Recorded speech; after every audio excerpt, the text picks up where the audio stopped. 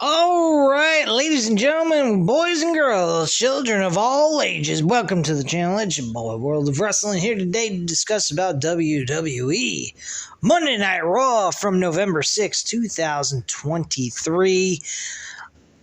Let's just say this show was okay. It was a pretty damn decent Monday Night Raw for 3 hours. I actually enjoyed most of it. Some of it was a little whatever, but there was some good stuff that I enjoyed, and I had fun watching this 3-hour show. And I'm going to continue to do so until I see otherwise. Or I may continue to watch it and just bitch and complain about it like a fucking adolescent child, but whatever.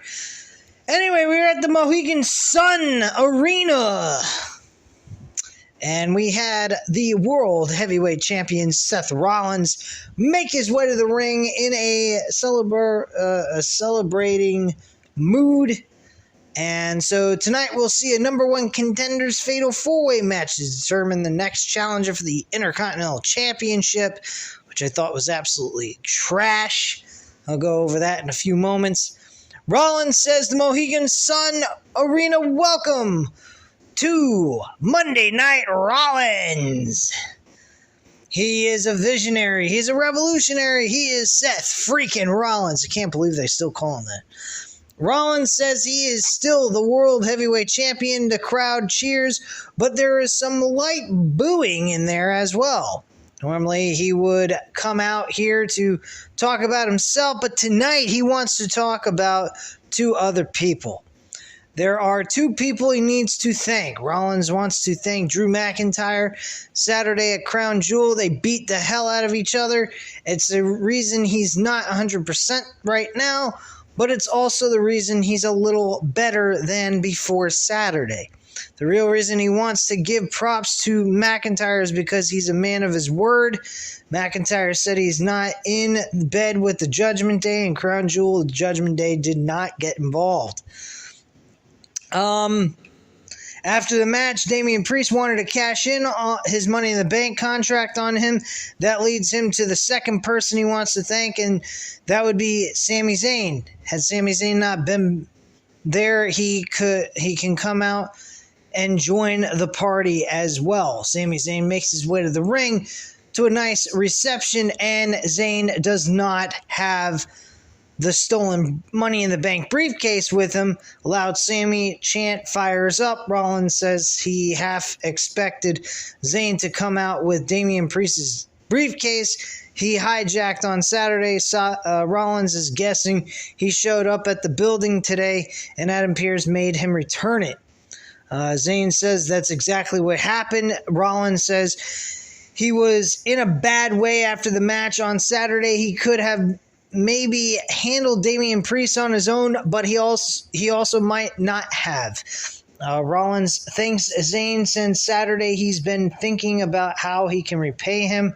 Zayn stops him before he goes too far, and Zayn says he's glad he helped him out and appreciates that Rollins appreciates him, and Zayn was out there because he's listened to Judgment Day talk about running Raw.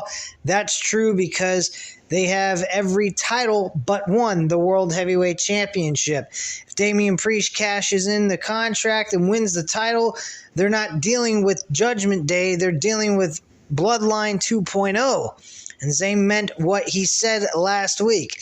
As long as there is a breath left in his body, he will fight the Judgment Day and make sure that they do not run this show, period.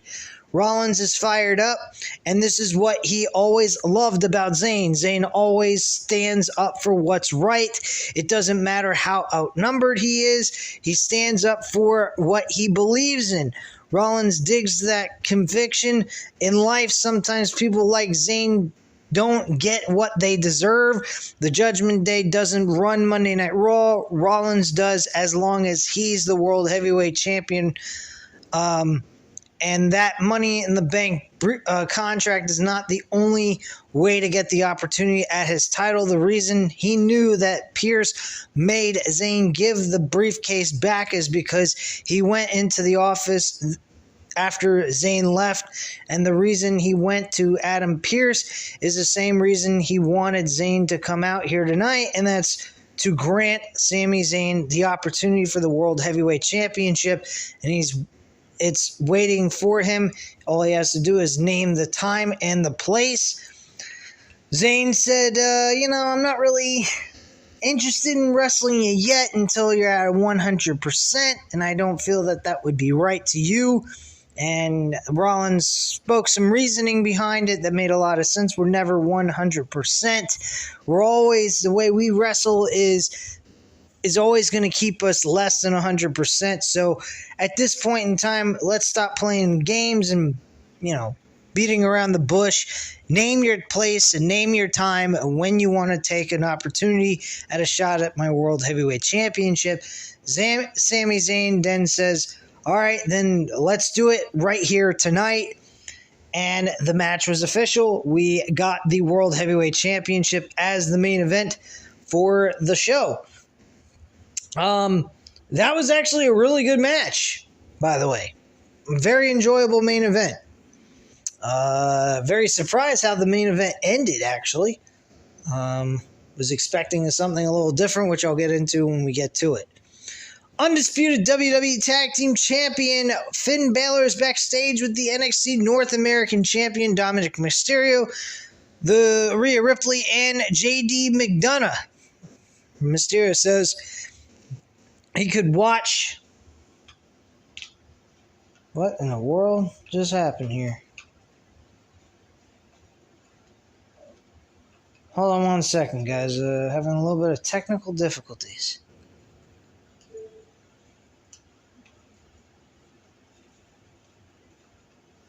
One moment, I'll be right back.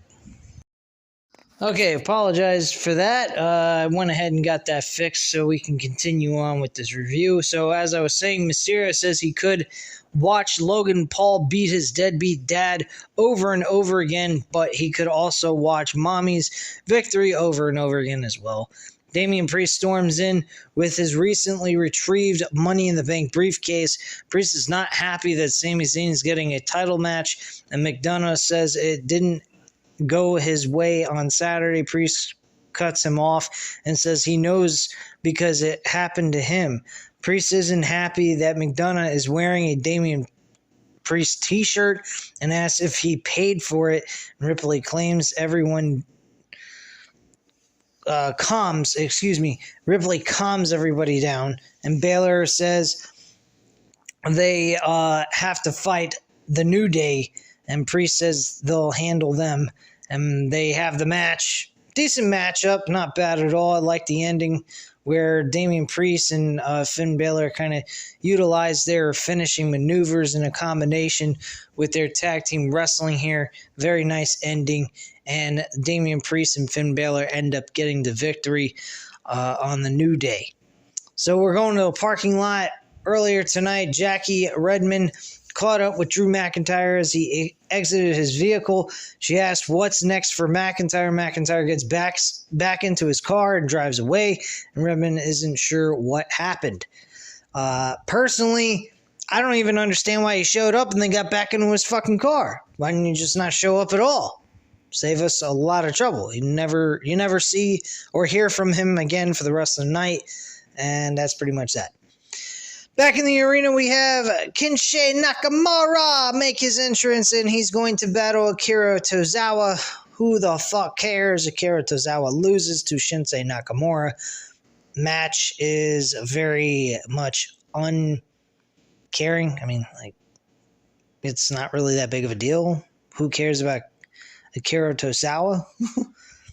Nakamura taunts Tozawa, and Nakamura turns and sees Otis in the ring, gyrating in his direction. Otis' shirt comes off, and Nakamura thinks about it and then leaves the ring without incident. Okay, so it was made official. The world title match is going to take place in the main event of the show. We get a video package of Natalya saying that she's most accomplished woman in the history of WWE. Who gives a fuck? Nobody cares. Later tonight, we'll see a women's battle royal determine the women's world champions Rhea Ripley Survivor Series opponent. Raw general manager Adam Pearce's office. We see that the general manager is backstage during his record-breaking title reign. Gunther has made the WWE Intercontinental Championship a must-see event. Picking his opponent is of the highest importance. Adam Pearce couldn't deny The Miz an opportunity to add to his Hall of Fame resume. That brings him to Big Bronson Reed. Reed brought Gunther to his limit on the Raw season premiere. He wouldn't mind seeing that again. Ivar's entrance into singles competition has been fantastic, and he wants to see what he can do. As for Ricochet, he has only been improving. It's time to see if he can reclaim the title he once proudly wore. And so we get the Fatal 4-Way coming up. Just a few more segments before that. World Heavyweight Champion Seth Rollins is walking backstage. Raw General Manager Adam Pearce comes up to him and asks if he really wants to do this tonight or after his war with Drew McIntyre. Rollins says he appreciates the concern, but he's born to run, and that's pretty much all he had to say. So, of course, he's giving the nod to the okay for the match to take place right then and there for the main event of the night. All right, so our next match was a number one contenders match for the Intercontinental title in a Fatal 4-Way match. The Miz, Bronson Reed, Ivar, and Ricochet. This match was fairly good, I will give it that, but the ending was just not believable. I mean, obviously they were going to go with The Miz. They've done an amazing job transitioning him into something that I'm actually kind of excited to see what Miz could do against a guy like fucking Gunther. I mean, he has been on a tear as world champion. And to see, or not world champion, IC champion, that's later on in the future. But just to see Gunther do what he could do with The Miz, seeing if The Miz could actually have a physical, hard, strong style match, which we don't ever see come out of The Miz, ever. He's got a big mountain to climb to even look believable enough to even come close to beating Gunther for the IC championship, in my opinion. So this could be very interesting, or this could be an absolute bust, personally. There's been moments where I've liked The Miz, and there's a lot of times I don't like The Miz. When he's got this rough, tough, I got a lot to prove type of mentality, and he's got a lot of enthusiasm and desire and grind type of personality going on, which you rarely ever see come out of him, but when he does, it's really special and it's enjoyable to watch. But in this kind of situation, I don't particularly see this as something that's going to work. I mean, look at what they had to do in this Fatal 4-Way match. They literally had to make Bronson Reed in a roll-up pinfall have to make us believe that Miz could hold him down for 3 seconds while he weighs, I think, close to 300 fucking pounds. The Miz weighs what? Maybe 198, a little over 200 pounds, and he's holding him down when he's a scrawny little fuck? Give me a break, dude. Come on. You can't make me believe that that's actually legit. Like, that's a believable ending. And then in the same breath, Ricochet takes a fucking humongous moonsault by Ivar, and Ricochet kicks out of that. That's just insanity. It's like ass backwards land. It makes absolutely no fucking sense. So the ending kind of killed the match for me, but the match itself was a fairly decent, entertaining matchup overall. But Miz could pull this off, make it believable, but fall short, which is obviously is what's going to happen anyway. But he could still do something very, very impressive and give us something excited to watch him do with Gunther, even though he's going to lose anyway. But it could be exciting or it could be an absolute bust. It could be a one-sided ass beating. The Miz does absolutely nothing, and they do the more realistic thing that Gunther just beats his ass. That could be the direction they go with this at Survivor Series. I'm not sure, but it could be exciting or it could be an absolute waste of our fucking time. We don't know yet until it actually happens. We can also see how they build this up. They did a fairly decent job the week before, but I mean, that all depends on how well the Miz works with Gunther and how much they're going to make Miz look believable, and how they're going to do it should be very interesting if they pull it off. If they don't, well, then obviously we know what we're dealing with, an absolute bust. Anyway, after the match is over, the Miz celebrates his win and poses on the ropes. A furious Ivar attacks him from behind and kicks away at him. Ivar thought he should have won, but replays clearly show Ricochet kicking out before the 3. Ivar heads to the top rope and hits Miz with the moonsault, and the crowd loudly boos Ivar and chants, "You suck." Goody, who gives a shit? Alpha Academy is backstage. And boy, oh boy, they need to get Chad Gable away from Alpha Academy. Let him be a singles competitor. Or just have Otis and him. But get rid of Akira Tozawa, because that shit is just... I don't like that mixture at all. I think that is absolute fucking bullshit. I do not like it. I think it's trash, and it's just fucking not something I'm into. So, Tozawa apologizes for losing again. Chad Gable says he warned him about facing opponents too high on the food chain so quickly. Otis will get revenge when he faces Shinsuke Nakamura next week. He should lose that match, I'm imagining. And Gable tells Tozawa to concentrate on his Heritage Cup match on NXT tomorrow. Oh, goody. So Tozawa has double duty. Great. They'll be there to back him up. Tozawa does his little jig and dance off screen, and Maxine Dupree walks up and is dressed to compete in the women's battle royal tonight. Gable tells her to take a page from Tozawa and stick to women her size. Maxine's fired up, and that's that. DIY. Tommaso Ciampa and Johnny Gargano is in action next. They go against the Bronson, I believe, the Creed brothers.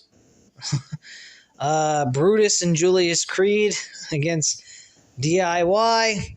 This match was okay, but the interference by Ludwig Kaiser, I did not particularly care about. Why these two teams are even facing each other is another question to be brought up. Why are they doing that? They both really need the W. They're both just starting out on Monday Night Raw. You don't have two teams that could be very reliable teams in the main event scene for the WWE Tag Team titles. I just did not particularly think this was a good idea, booking this so soon. I could have gone with this idea later on in the future had they been battling for a number one contendership. That would have been one thing, but just to have an ordinary singles or ordinary tag team matchup does not particularly seem like a great idea, in my personal opinion. So had this been built up through time of them winning and trying to determine a number one contender for the tag team titles, I would have been okay with this. But this is not exactly a great spot. It did not work out in any way, shape, or form. It gave DIY an L in a situation they didn't need an L. They need the wins at this point to be believable enough to compete for tag team titles. And the Creed brothers look like they're heels, even though they're being cheered for by the audience. So go figure that one out and let me know. So, whatever. It doesn't really fucking matter to me. This is the way you want to book your shows, by all means. Like I said, this was not a perfect show, but a very watchable show and very fun show in some aspects. So I'll give them that. All right, so Sami Zayn is shown sadly watching the footage of him losing to Roman Reigns in February in the main event. Jey Uso comes in and says he feels bad about how that went down, and Zayn tells him to forget about it. Tonight is important. Jey says he believes Zayn will be the new world champion. Zayn asks about Jey's rematch and says that he and Cody will battle for the Judgment Day undisputed tag team titles next week on Raw. That should be a fun matchup. I really have not been watching those matches. I never got a chance to see those kind of matches that take place outside of Fastlane. Fastlane was a fucking putrid fucking show. I did not particularly care for that event at all. Next week both of them would be champions. He believes if they both win their matches, both tonight and next week. So, a nice little friendly conversation between those two. Jackie Redmond's backstage with the man Becky Lynch. Lynch says she'll do what it takes to get a match for the world title for the women's division and against Rhea Ripley. Nia Jax appears behind Lynch. Jax says no one is putting her over the top rope, so she's going to win. Jax says this is the happiest she's been since she broke Lynch's face, and Lynch reminds her that she went on to win the main event of WrestleMania after that while Jax got fired. I thought that was a nice little touch and a throw in her fucking face. I think Nia Jax is one of the worst women's wrestlers I have ever seen in my life. She makes fucking the Great Khali look good. Lynch sarcastically says it's good to have her back, though, and she walks off, and that's the end of the segment. Brian Saxon's backstage with the women's tag team champions, Chelsea Green and Piper Niven. Green says this battle royal has charity vibes. Shayna Baszler comes up and says she'll tear the first person she sees in the ring limb from limb. Zoe Stark is also there. She might make Green the first woman she sees. Green looks scared and looks to Niven, but Niven says it's every woman for herself. Green nervously laughs and says that an inside joke with them before running off. Stark says Niven is right. Baszler says her hand will be raised at the end of this.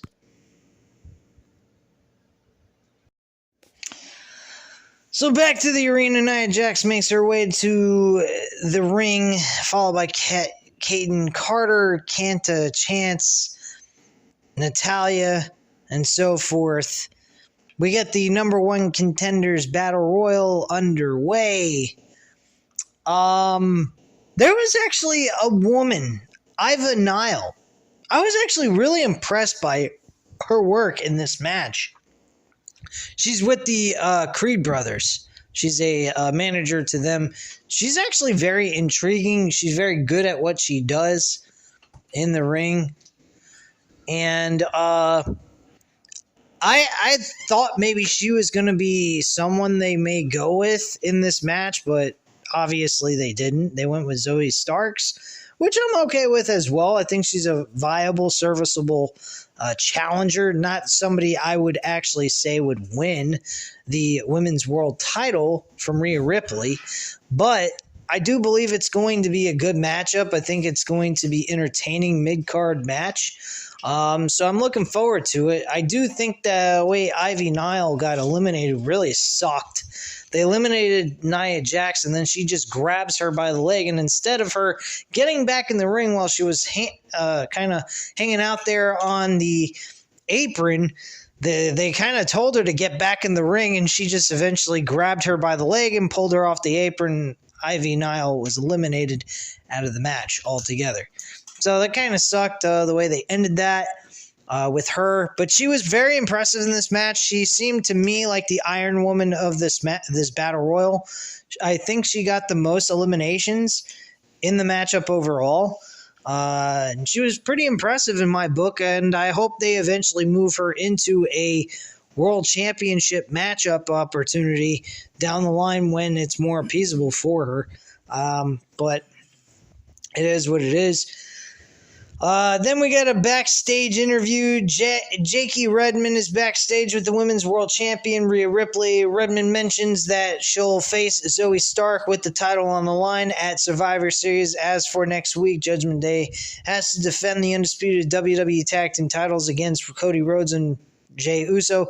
Ripley begins to speak, but Zoe Starks walks up to her, and Stark says she hit Ripley with the Z360 and would have been champion if it wasn't for Nia Jax, which is a believable understanding as to why they would book this matchup between these two women, and to get a clean-cut victory by Rhea Ripley to end Zoe Stark's ability to challenge for the title anyway to begin with. Ripley says she remembers beating 4 of the baddest women in the WWE, including Starks, and she also remembers giving her the Avalanche Riptide onto all of those bodies, and Stark says Ripley will remember her as the woman who took her title. Stark tells her to hold on to it tight. Replays are shown of Ivar viciously attacking The Miz. The Miz will battle Ivar next week on Raw. Who gives a fuck? So, main event time. We get Sami Zayn and Seth Rollins competing one-on-one for the World Heavyweight Championship in the main event. Not to mention, before that match took place, they showed highlights of the Solo Sikoa match against John Cena at Crown Jewel, showing him being defeated. There's rumors going around that John Cena may be officially retired from WWE and that he may not wrestle ever again. This might be his very, very last match we'll ever see from him at this point. Now, granted, there was a lot of talk going on that I heard from JD from New York 206 saying, hey, this would not be the person I would go with to retire John Cena. I totally agree with that. I think there is a story to be told here before he has his retirement match. So I kind of agree with that statement. I think him having his final match against Solo Sikoa in just a singles matchup really doesn't spell out to me like a retirement match. It's kind of like the beginning of the end for him, but I kind of think they could build a story where he's on this Ric Flair type of winning streak, and then eventually at WrestleMania he just ends up losing this very last match and then retiring from the company altogether. That's how I would book John Cena to have his retirement match. Have him do like 3 or 4 matches, be on a 3-4 match winning streak throughout the year of 2024. And at WrestleMania 41, have him lose for his 17th title opportunity. His opportunity to win for the 17th time ever as a world champion, and do it that way. That's the way I would book him to end his career, and do it against Gunther, as Gunther being the world heavyweight champion. But that's just my personal opinion. I don't know if that is the direction that they're ever going to do. This may be his last match, and if so, it's kind of a weak way to end it. I mean, granted, Solo Sikoa gets the nod as saying, I'm the guy who ended John Cena's career, which is kind of a plus for Solo Sikoa. But at the same time, it's kind of like, really? That's it? That's all we're going to get from John Cena is this matchup where he lost his 50th match in a row in a singles competition? Like, what the fuck? That makes no sense to me. They should have him going out looking good and then having his final loss in his final match. That's the way I view it, and him doing it in a world championship capacity, going up against a young star like Gunther and being the guy to actually retire John Cena while he's trying to go after his 17th title reign. That's just the way I see it.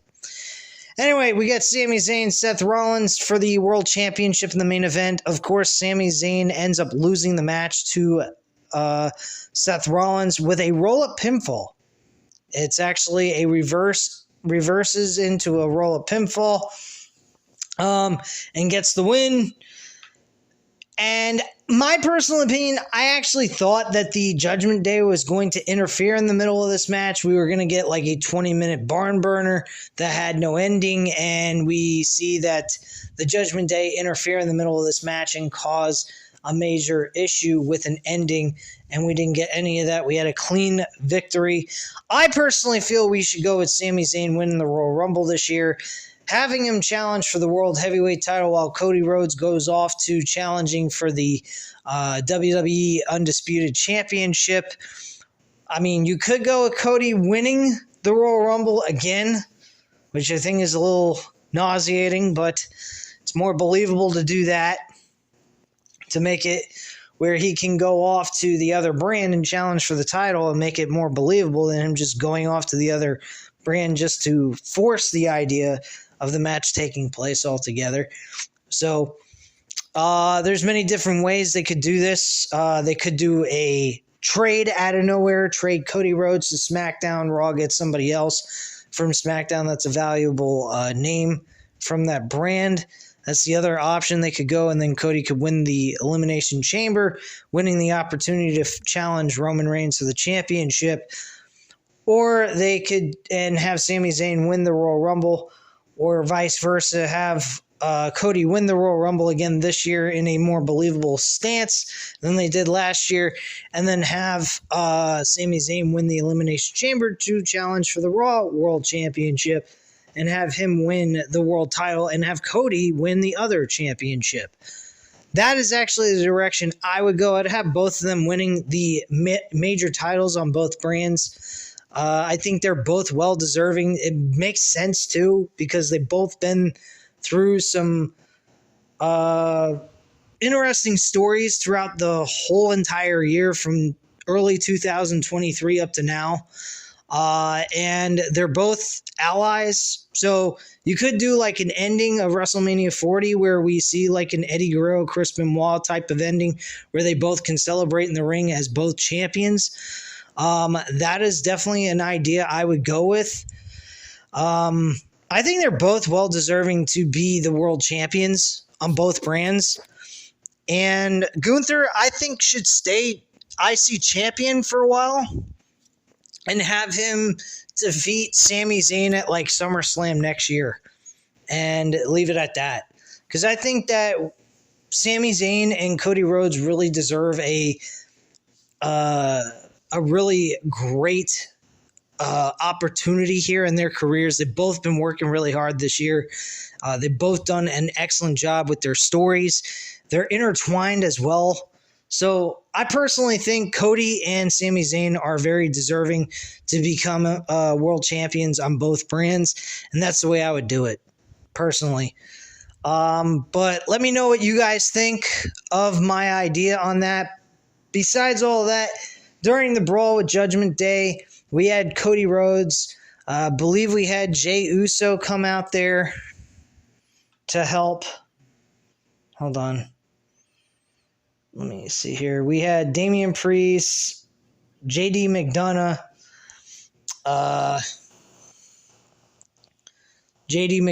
Finn Balor, and fucking Dominic Mysterio. Those four are actually competing. Jey Uso, Cody Rhodes, Sami Zayn, and Seth Rollins were the other four on the other side of things. So those are our four on four. It's going to be a 4-on-4 War Games match. Adam Pearce did a fucking goofy, cheesy way of sounding like he's William Regal. You want to play War Games? Let's play games. Oh, he said, you want to play games? I got a game. Let's play War Games. He's fucking screaming at the top of his lungs. His head shaking like he's a raving lunatic. Like he can't take the fucking insanity anymore. And he wants this all to stop and just you can kill each other at Survivor Series. There's a possibility we could see two guys added on both sides, like one guy added on one side, another guy added on the other. I think we could see Randy Orton with Sami Zayn's team, along with Drew McIntyre joining the Judgment Day finally, because you kind of think that maybe after Crown Jewel's matchup he had with Seth Rollins, he might finally go on the offer of what the Judgment Day was offering him and help them out and get a little bit of an advantage and revenge over Seth Rollins and being unable to beat him for the world title at Crown Jewel. But anyway, guys, that is all I have to say at this time. If you enjoyed this review, by all means, please go ahead and hit the like button. I greatly appreciate it. Hit the subscribe button if you're not already subscribed to the channel, of course. And leave a comment down below. I'll definitely get back to you on that. Thank you guys very much for watching, and have a great night, guys. Bye.